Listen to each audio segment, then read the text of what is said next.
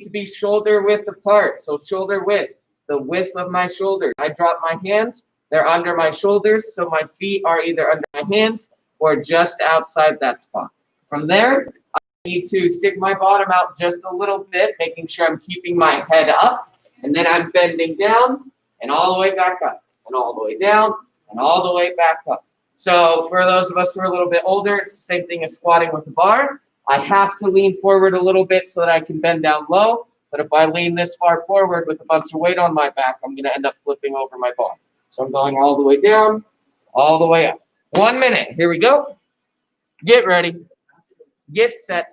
Oh, most of us picked our hands up, working on that good discipline. Those hands should be up the whole time like you're sparring.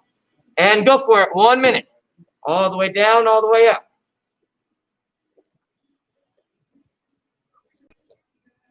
Try to make your feet a little bit wider. Now go for it. Yeah. A little bit wider still. So the back of your feet are coming up, which means your feet can go up. They got to stay flat on the ground. Keep going. There you go. Your feet flat on the ground.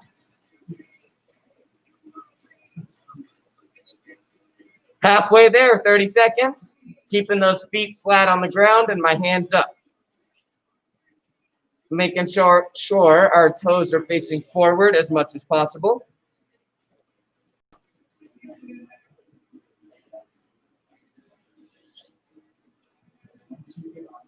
Ten seconds. Finishing strong. Keep going. And time. Well done. Getting ready for mountain climbers up next.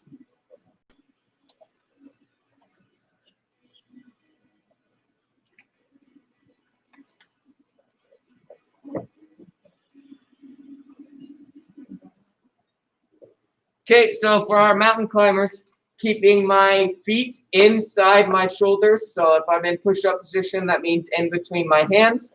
My knee comes up to my rib cage, and then I switch. And then I switch. So if I'm in push-up position, keeping my knees in between my arms, my knee comes up to my ribs. And I switch. And I switch. And I switch. So this is what we're looking for. The only other thing to watch out for is your guys' posture. Is it making gabs? sure I'm keeping my back flat. Is it gabs? So in other words, I'm doing my mountain climbers here. We're here. I'm trying to turn the video on. Oh, okay, thank There you. you go. Okay, 1 minute. Ready. Get set. Keep your bottoms down low. Don't stick them up in the air. And go for it. Baby, why is this not working? This one's going to be a challenge for your perseverance. So once you start to get tired, don't let yourself stop. Find a pace that you can consistently move at. Maybe the beat to your favorite song. Keep going, sir. Keep going. Halfway there, 30 seconds. Find a rhythm or a pace that you can consistently move at.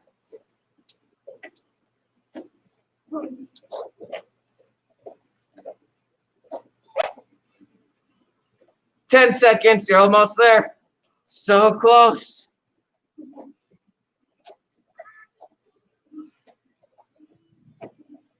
And time.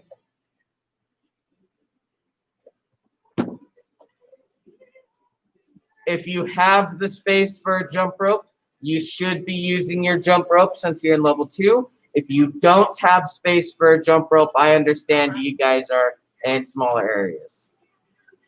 So run over to the corner and grab one of those jump ropes. Okay. Well, sir, come back. You got a yes, sir, and you got to bow first. Yes, sir. And you got to run over there. Yeah. Okay, so a couple things that we're looking for. For those of us who aren't using a jump rope, so for those of us who are doing it with our imaginary jump ropes, my arms have to be swinging. If my arms aren't swinging, they don't count. We're using our calves like a spring, so my heels shouldn't touch the ground at any point. I'm just hopping up and down on my toes. For those of us using a jump rope, the biggest thing to watch out for when we're first starting is moving both feet at the same time. So we don't want to be galloping with our jump rope like this, but both of my feet move up and down as one. Here we go. 1 minute. Get ready. Get set. Go for it.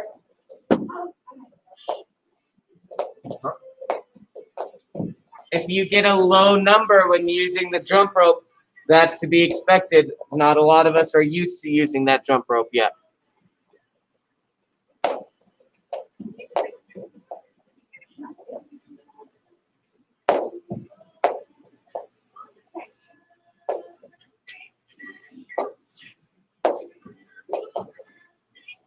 "30 seconds, halfway there."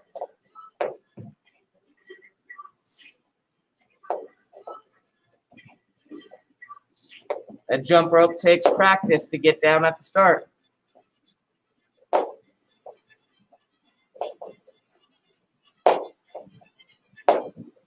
"10 seconds.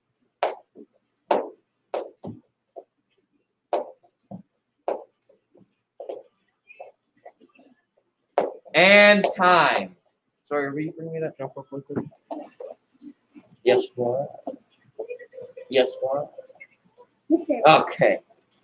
Really quickly, coaches, if I can have your attention too. So for the jump ropes, some of us were using jump ropes that were a little bit too big or too small. So this one's too small for me, but I'm just going to show you how to measure a jump rope. From here, the jump rope should be on the ground. They should be holding the handles.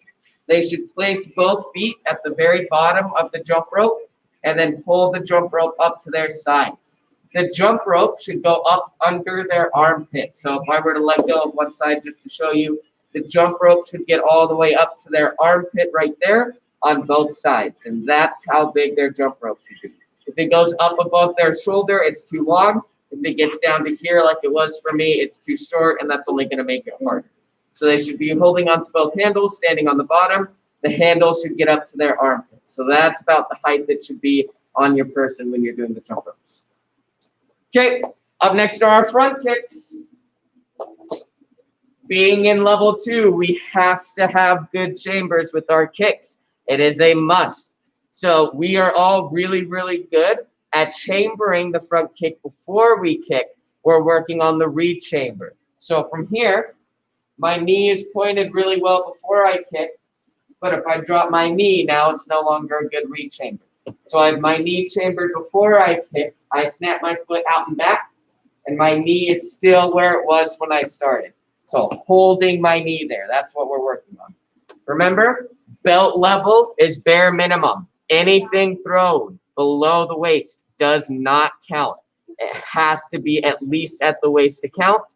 Rib cage level is the expectation. So I'm here, and it's 1, 1, 2, 2. That's about what we're looking for. 1 minute. Get ready. Get set. Coaches, if you want to give them a target at their belt level or higher, that's okay.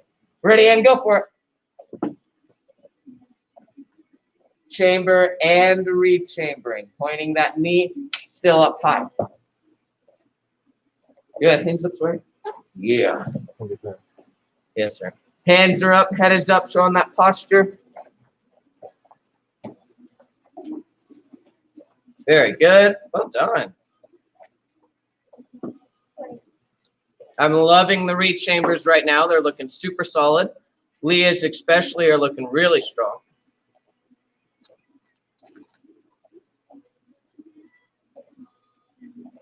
"20 seconds. Good. Almost there, guys. Keep going. Keep going. 10 seconds. Persevere. I know it hurts. I know it's not fun, but we got to push through. And time. Well done.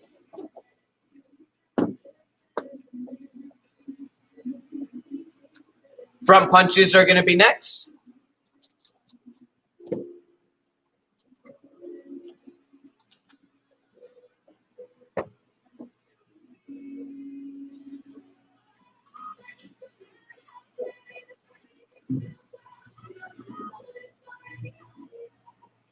Good. Okay, Now for your front punches, a couple things. The first part, my horse stance. My feet are both wider or further out than my shoulders are.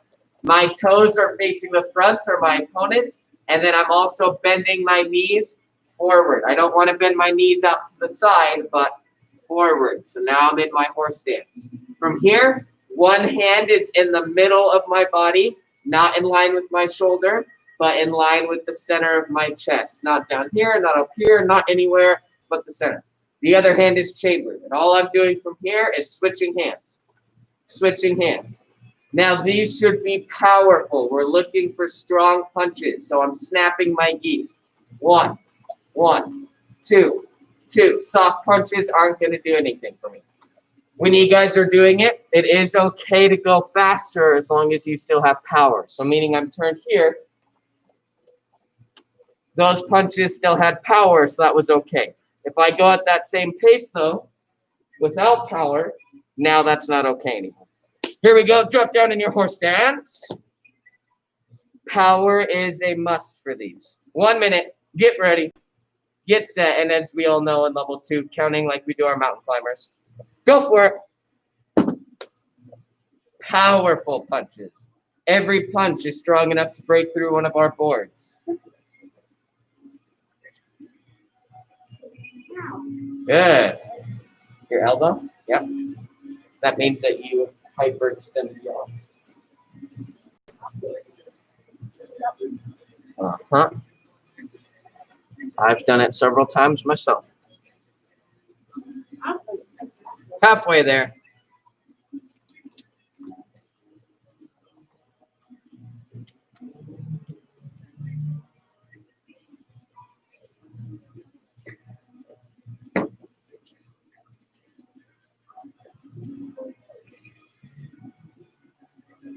Ten seconds.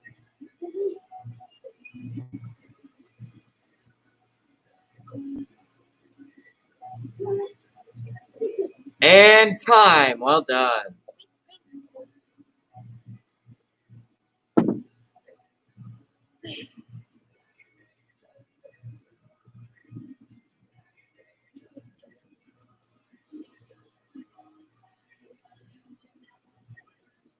Good. All right, getting ready for our side kicks.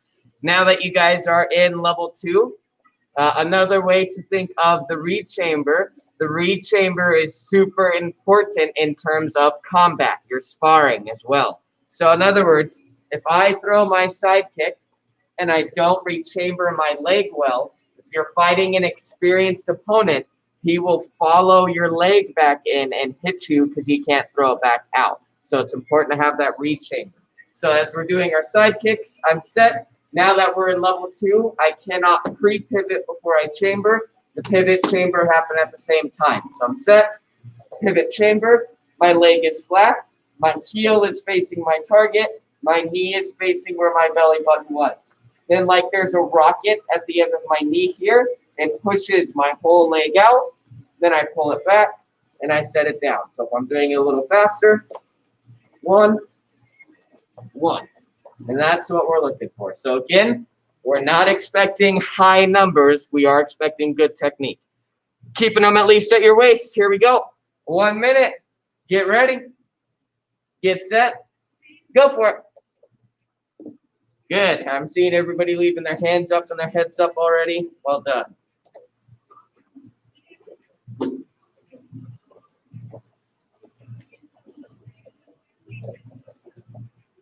Pull your knee towards your belly button. This way. There you go.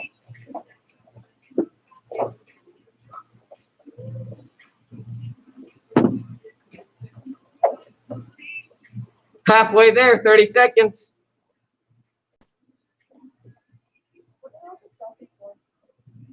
Don't worry about those quite yet. Right now, you just got to be focused on the kicks. Almost there. 10 seconds left.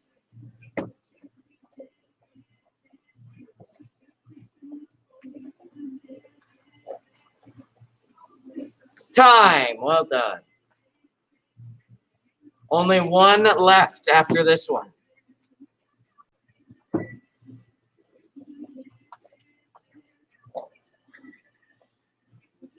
Oh, time Zayden. I don't know if you heard me, but we just stopped. Okay, last one, round kicks. Same thing, there are no pre-pivots, so I have to pivot and chamber at the same time. So I'm set, I pivot and I chamber. I'm kicking myself in the bottom, so my foot's all the way back, and my knee is facing my target. Pointing my my feet, my toes, whatever those are, my toes, at my target, I'll snap my foot out and back before I set it down. And you're doing that on both sides. Here we go. 1 minute. Last one, guys. Get ready. Get set. Go for it.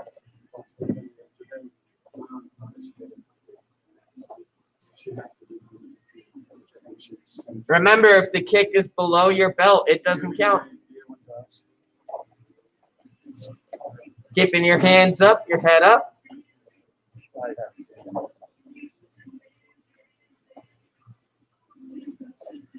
Good. Leah's showing off her excellent posture.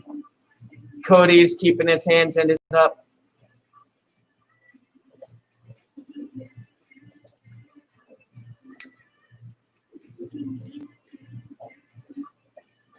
"20 seconds left.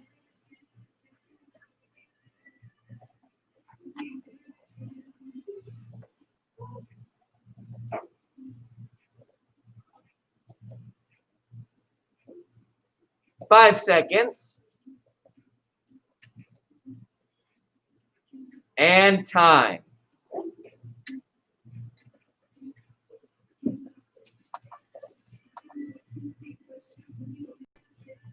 And then before you guys do anything else, just as a reminder, technique is the most important thing in terms of for now, in terms of executing your movement. If I don't have technique, then I'm going to execute it wrong, meaning that it's not going to be as effective. So when you guys are doing your round kicks, some of us are kicking up at an angle, so we're doing almost more of a front kick, kicking like that so that our foot looks like it's higher. Yes, that's a high kick, but it's not a round kick. So I would much rather you guys, instead of kicking up this angle to get up at my head, show the proper chamber, kick at your belt level, and set it down. That's going to look better every time than one of these kicking up high angle kicks. Alrighty, guys, I'm going to give you 90 seconds to put all of your stuff away, get some water, and be back out ready to go. Go for it. There you go. We'll just take this.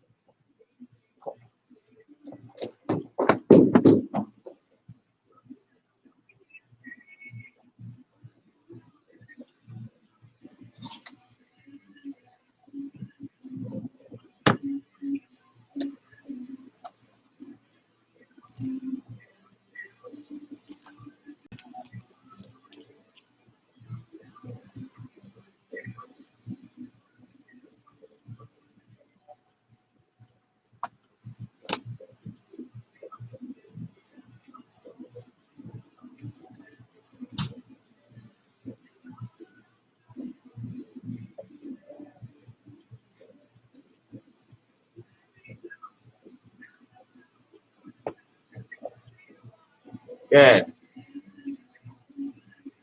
We'll give it about 15 more seconds as our teammates make their way back.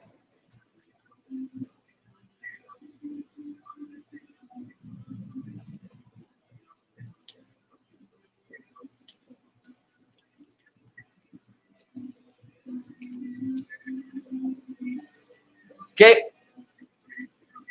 Prepare for. We're going to start off with your current stuff. Wow, your cranes shot up fast like lightning bolts. Prepare for yo good. Yo good, sir. We're going to do it move by move. Aim, press, punch, punch. Ready in 1. Doing it on the other side. Ready 2. And then making sure we get a full chamber. So before you turn and block, from here, my hands are chambered as I shift block. So shift, circle, block, ready 1. Technically that's 3. Now we're over here. Kick, land, punch, punch, ready 4. Circle block on the other side, 5. And 6. You'll shift over, press, press, punch. Ready in 7.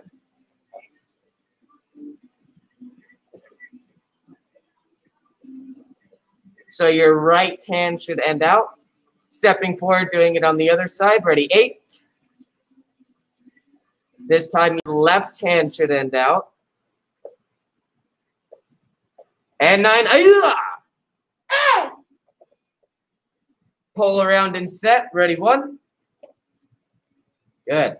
Now, if you're watching, one of these details that will set you guys apart from that sets the black belts apart from you guys is how you land this kick. So in other words, some of us will throw our side kick, set it down, and then step into the elbow. As we're doing this, I should have enough control over my reach chamber that I side kick, then set my foot down and land immediately into the front stance elbow. So you want to kick and land into the movement. Try that out. Ready in 1. Side kick, land in the stance. Good. Pull up, set the other way 2. Side kick, land in the stance. Ready, 3. Much better. Going to my left, back stance square. 4. And 5, spear. Spinning to your right. Ready, 6.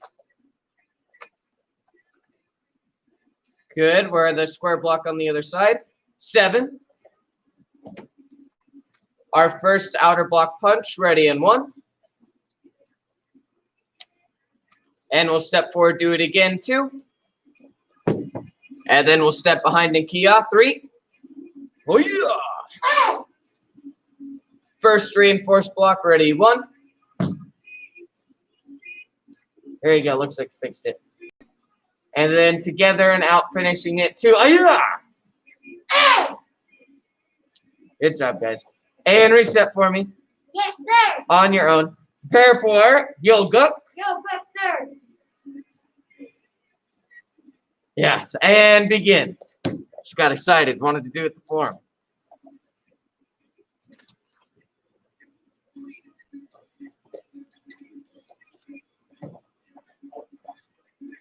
Morgan, we started yoga. So just do all yoga for me. There you go.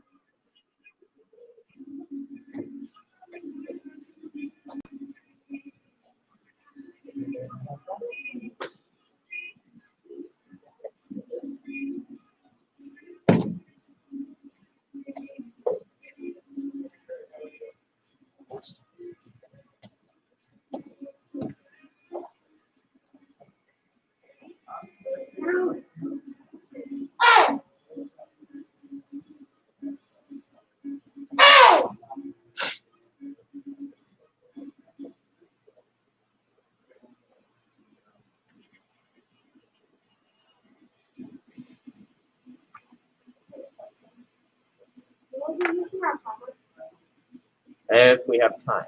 Yes. Good job, guys. And prepare for Chunji. Chunji, sir. Ready and begin. Hey!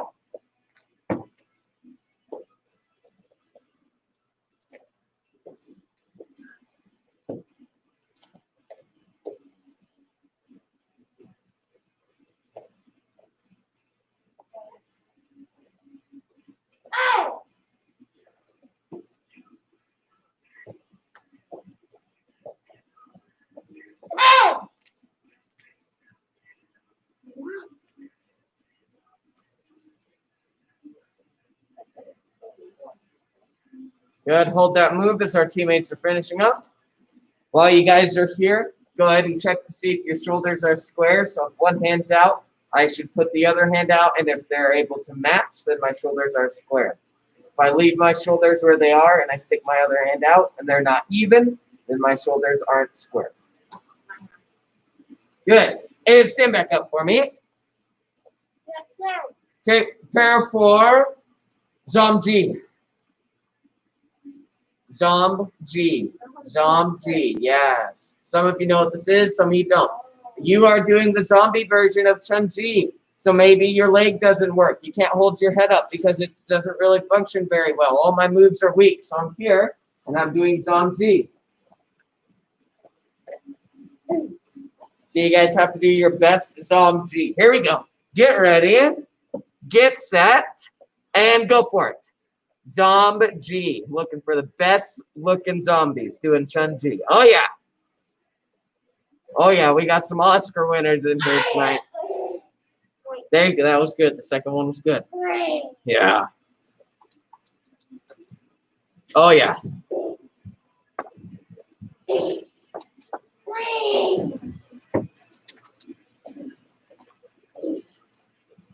Excellent. Very well done.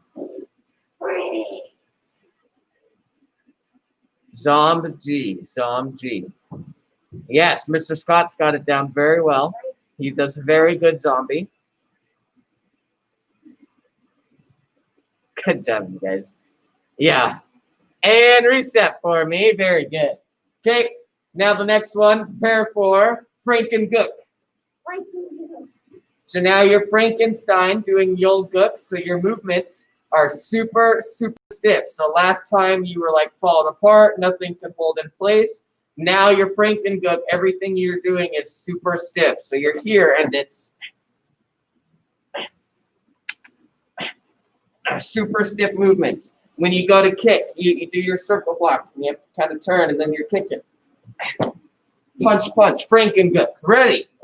And go for it. As stiff as you can. Yolgook.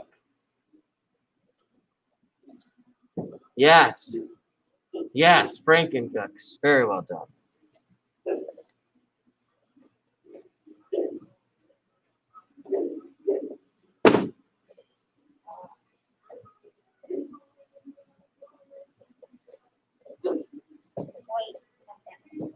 Seeing some very good Frankengook kicks. I'm just kind of stiffing my leg out there. Can't really bend the knee very well. Oh, yeah. She can bend them at a 90-degree angle, but that's it.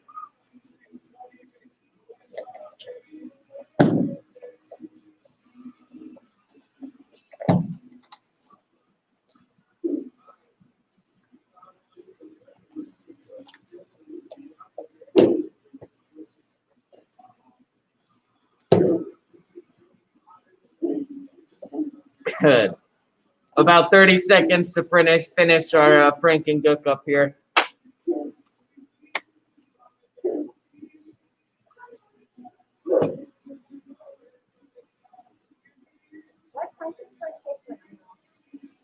I don't know. He might be able to just say, "Oh yeah." Some of the books he can talk, and some of them can't.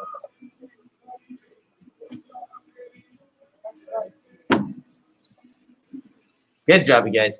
And set towards your left side. Yeah. Okay, your combinations that you just finished learning. Taekwondo number 1 is your front punch, inside to outside crescent, and the back punch. Taekwondo number 1. Ready, go. Good. And turn.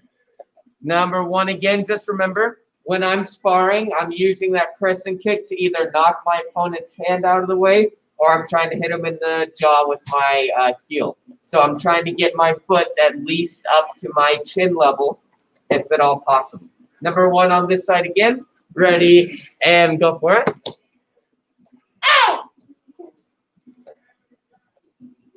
Good, and turn. Now number 2. This is our front punch, lunge punch, reverse, hook kick, back punch. Number 2. Ready, go for it.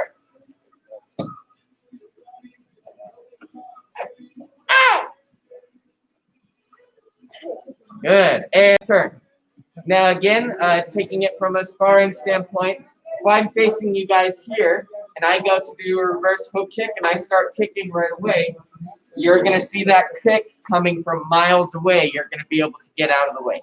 So a hook kick, my foot comes out like a side kick just in front of my target, and all I'm doing, that right there, is my hook. So side kick goes in line with the hip. Hook kick goes just in front of the hip, and it's this little snap right here. So if I'm doing it, I'm spinning chambering, and that's going to be a lot harder to defend from. So as I do number 2, front punch, lunge punch, it's that small snap in the hook kick, and the back punch. Taekwondo number 2. Ready, and go for it. Ooh, much better. Hey! Well done. Very good. And turn. Okay, Taekwondo number 3. This is your high round, low round, overhand drop back punch. Ready, go. Hey! Good. And turn. Okay, on the other side, double round kick is super awesome for sparring as long as you can get your leg to both levels and kick faster. Even if you can kick fast, throwing 2 round kicks at the same spot can sometimes be effective. The only thing that I really saw, when you guys do your drop back punch, you need to make sure my knee isn't touching the ground, because as soon as my weight's on my knee, it's going to take a lot longer for me to get up and out of the way. As if my knee is still in the air, it's a lot faster for me to be able to get away from my opponent. Number 3 again. Ready, go for it. Knee gets close to but does not touch the ground. Hey! Good, and turn. Last one, number 4. Side, step behind side, back leg round, backhand, back fist, back leg round. Ready, and go for it.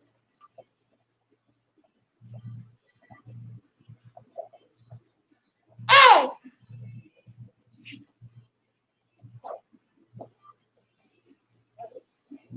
Good. And turn. So in this combination, the knockout kick is going to end up being your last kick. I throw my first side kick, and my opponent moved away from me, so I have to follow him. And then I decide I want to hit him on one side of the head, so I'm going to load down one side of their body. So if I have their head right here, I throw my back leg round kick to one side of the head, and then with my backhand back fist, I'm hitting that same side of the head, so they're focused on defending their head. So I attack this side twice, and then my back leg round kick comes, and I'm hitting the undefended side of their head. So I'm going for the final kick as the knockout kick. So on your right, number 4 of Taekwondo. Ready, and go for it. Hey! Yes, sir. When you throw, this here for this section, what will do that? It'll stay in front. So, okay. Set it down in front. Good job, guys. And relax position for me. Okay, quick announcements. Your guys' graduation is being done a little bit differently than we did last time. So this Saturday, your time is from 10:15 to 10:30. So it is a car parade. So from any time between 10:15 and 10:30, you should be pulling up in your guys' cars. You should pull in from the east side. So you'll pull in off of Colorado. If you don't come in off of Colorado and you come in from somewhere else, just drive behind the school. So in that alley, drive up that alley and it'll dump you back into our little parade right there. For the car parade, obviously, you guys should be dressing up your cars as awesomely as possible, making them super flamboyant and colorful and just absolutely crazy because we want to see your super awesome cars. When you guys pull up, we will run your belts and your awards and all that stuff out to you, give it to you in your car. Then we'll step back and take a picture of your car. And then at the end of the day, we'll go through all of our pictures and pick which car we thought was the most awesome. And then the winner will get the glow-in-the-dark bow staff. So it is super awesome. It actually flows really nicely. And obviously the best part, it glows in the dark.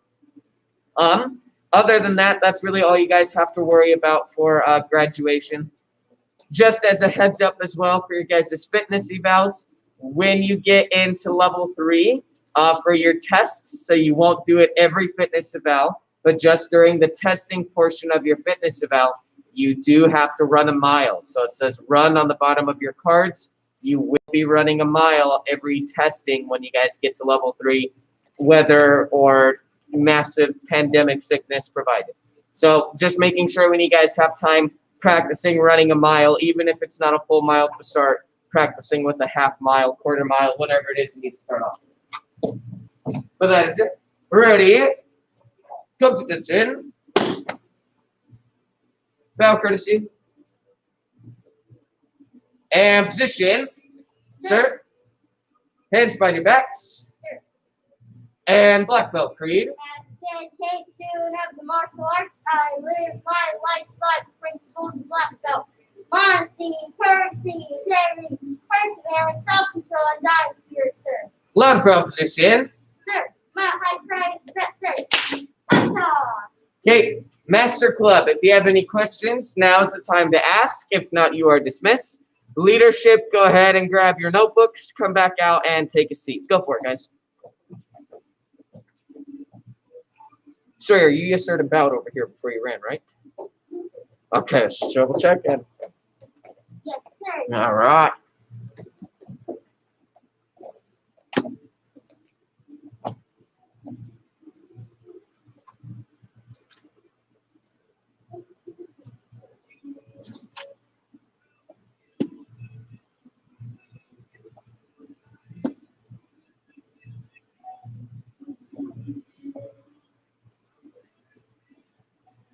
Alrighty, guys. So today you don't have to write anything down unless I say something that you guys want to end up writing down. Oh no, we did our knife defense on Monday and Tuesday. So we did all of our knife defense stuff on Monday and Tuesday. So we're just gonna go through everything that we need to with our book stuff, books, words, knowledge, and things. We are just reviewing everything that we went over, so you don't have to write anything down. However, that does not mean you're not allowed to write something down if I end up saying something that you do want to. Huh? That's fine then, yes, sir. Okay, so starting with our notes from Chapter 1. Chapter 1 was the law of the lid. The law of the lid.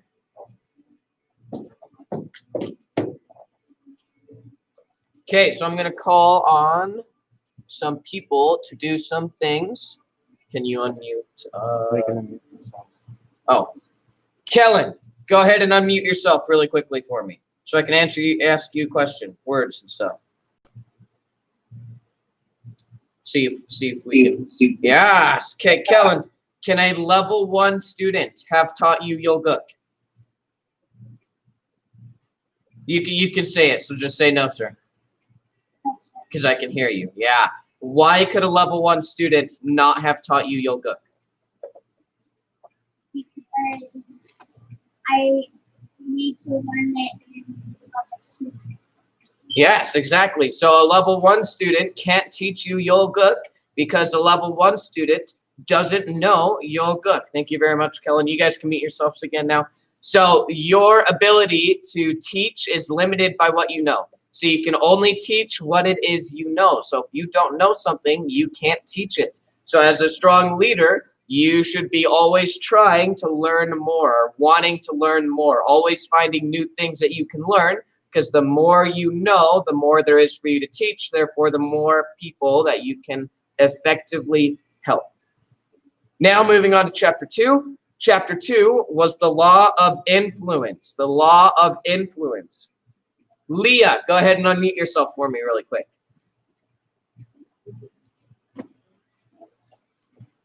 The law of influence. So it says that the true measure of leadership is influence. Nothing more, nothing less. So Leah, if I told you that I needed you to build a rocket ship, get in the rocket ship, fly to the moon, do 100 push-ups on the moon, and fly back, would you tell me you could or couldn't do that? Couldn't. So she would tell me no. So in other words, in a less extravagant way, people have their own minds. At any point of any time, somebody can look at you and tell you, no, I don't want to do that. I'm not going to do that. So because people have free will, they can look at you and say no. So that's where our influence goes in. I have to be able to influence people to get things that I want them to do without necessarily having to make them do things. So that is a very strong measure of your leadership.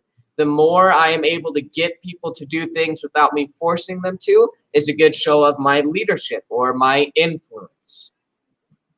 Moving on to the next chapter, Chapter 3. Chapter 3 was the law of process. Isaac, go ahead and unmute yourself really quickly. The law of process.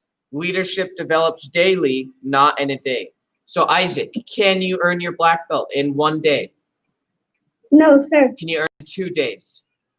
No, sir. What about a week? No, sir. No, so it's a process. So every day I get a little better. Every day I get a little closer to my goal. So we have to understand that leadership is that same way. Just like it takes you 3.5 to 4 years to earn a black belt, it takes you many, many, many years to become a strong leader, oftentimes longer than it does for you guys to earn a black belt. So leadership doesn't develop in a day, it develops daily. It takes practice, consistent training over time. Moving on to the next chapter, chapter 4. As soon as I'm done flipping pages, there we go. Chapter 4, the law of navigation. The law of navigation. It says anyone can steer the ship, but it takes a leader to chart the course. In other words, I have my team or my boat or my plane. Anyone can get up there and just randomly turn the wheel a bunch of times as fast as they can. So anybody can make a bunch of squiggly lines with their boat, their plane, or wherever it is and drive it all over the place. But it takes an experienced leader to have a specific chart or a specific plan to follow. So as a strong leader, I don't want to go in there and just do a whole bunch of random stuff for doing random stuff's sake. That's not improving anyone. So I need to have a specific end goal in mind for that team, and I need to have checkpoints that I need them to hit on their way to achieve that thing. So I don't want to get up there and just steer them for the sake of steering them. I need to have a specific plan in place so I can improve that team. So anyone can steer it randomly, but it takes a true leader in order to move them in the right direction. Moving on to chapter 5. As soon as I'm done flipping my pages. Chapter 5, the law of addition. The law of addition. Leaders add value by serving others. Leaders add value by serving others. The law of addition. Meaning, in a position of leadership, you should not want to take a position of leadership just so that you can be the coolest kid in the room and have the ability to boss people around. Being a leader is a very powerful and very important position. As a leader, I should be wanting to go out of my way to improve the people around me so I can add value to my community or my family by improving the people around me. So really quickly, Morgan, give me sad face, frowny face. Show us what a frowny face looks. Yeah, Morgan's upset. She has a bad attitude. It's bringing everybody in the family down. I walk up to Morgan and I say, oh my gosh, you did that thing super awesome the other day. It was super, I just loved it. And I give Morgan a high five. Morgan, show me smiley face. Morgan is happy now. So now that Morgan is happy, she is lifting the mood of everybody. So we have to understand that I can add value by doing the simplest things. I don't have to do something just absolutely crazy and huge. Doing the small things can also add value to the people around me. And the last one, chapter 6. This one was the longest one. It took us 2 weeks to get through this one because there was a whole lot to get through. That was for level 1. Chapter 6, the law of solid ground. The law of solid ground. So, Charlie, Young, go ahead and unmute yourself for me really quick. If I was a liar or I consistently told lies, would you be able to believe what I said? No, sir. If I was consistently showing up late or I was never on time, and then I yelled at you for not being on time, would that feel very fair? No, sir. If I never worked very hard, I kind of showed up, I put in a little bit of effort and then always left early, and then I got mad at you for not putting in a lot of effort, does that feel very fair? No, sir. Thank you, ma'am. So the law of solid ground, trust is the foundation of leadership. As a leader, you must be a pillar of trust. The people following you and the people below you have to be able to trust you. So your character has to be impenetrable. You have to be honest. You have to be determined. You have to be hardworking. You need to be there for the sake of helping the people around you. So the best way to build trust is through your character. Having a strong character is going to be super important. So that's what we went through the last 2 months, just summed up really quickly into a couple minutes. If you guys have any questions about any of that, or any questions about testing requirements or the graduation or anything at all, now's a good time to ask. If not, level 2, you are dismissed. Good job, guys. Well done today. Good job, Sawyer. Your stuff looks stronger and stronger every class. Mr. Isaac, go ahead and unmute yourself.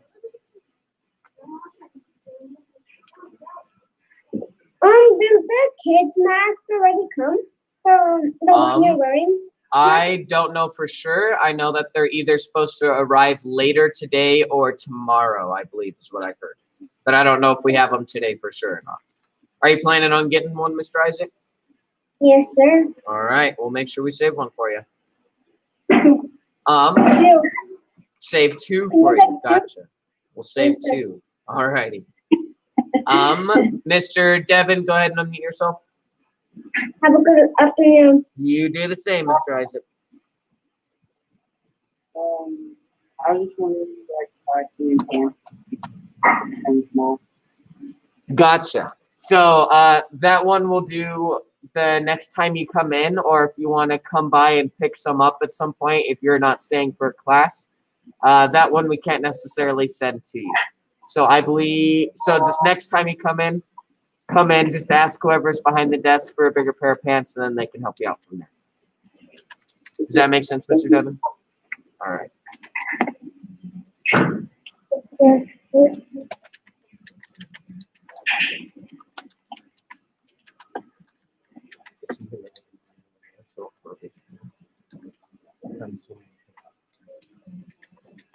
If you guys can't make it to the ceremony on Saturday, we have everybody's belts and awards. So if you want to come and pick them up at some time tomorrow, that would work too. So we'll be here from 5 to 6-ish tomorrow. So if you want to come pick them up between 5 and 6 tomorrow, we could give you your belts and awards then.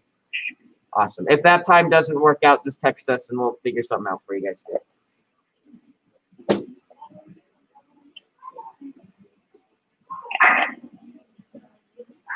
My tummy. My tummy hurts. Is there a doctor?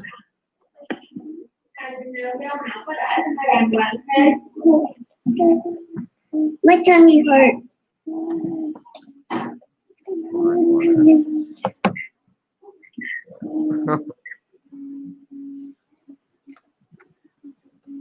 But my The only thing you said was new shop.